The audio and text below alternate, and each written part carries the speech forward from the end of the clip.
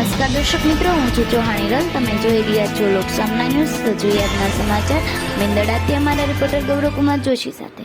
મેંદરડા તાલુકામાં કમોસમી વરસાદને વાવાઝોડાના હિસાબે મેંદરડા તાલુકાને જોડતા તમામ રસ્તાઓ પર પુષ્કળ પ્રમાણમાં વૃક્ષો ધરાશયી થતા તમામ રસ્તાઓ બંધ થયા હતા. જો વાત કરીએ તો મેંદરડા દાત્રારા રોડ, મેંદરડા વંથલી રોડ તેમજ સાસણ તરફ જતા તમામ રસ્તાઓ તેમજ મેંદરડાથી વાયા ઈવનનગર જુનાગઢ રોડ પર 9 કિલોમીટર વિસ્તારમાં પુષ્કળ પ્રમાણમાં વૃક્ષો રોડ ઉપર પડ્યા હતા અને ત્યાં આવેલા વીજપોટ પણ ધરાશયી થયા.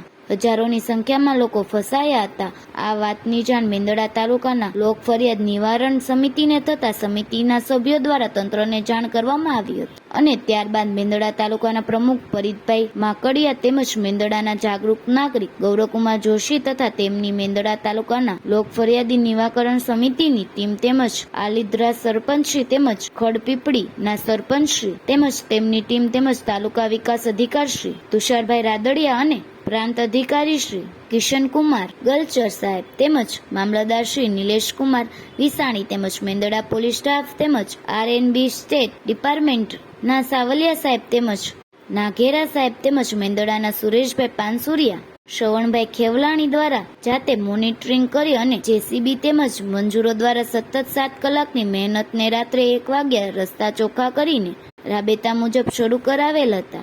આ કામગીરીમાં મેંદરડા પોલીસ સ્ટાફ તેમજ મેંદરડા તાલુકાના વહીવટી તંત્ર અને ખૂબ સારી કામગીરી કરેલ છે. આ ઘટના સાંજે 6 વાગ્યા આવેલ વાવાઝોડાના હિસાબે બનેલી હતી અને ત્યાં પછી સતત 7 કલાક રસ્તાઓ બંધ રહ્યા હતા. તો ફરી મળીશું એક નવા સમાચાર સાથે. ત્યાં સુધી જોતા રહો લોકસામના ન્યૂઝ.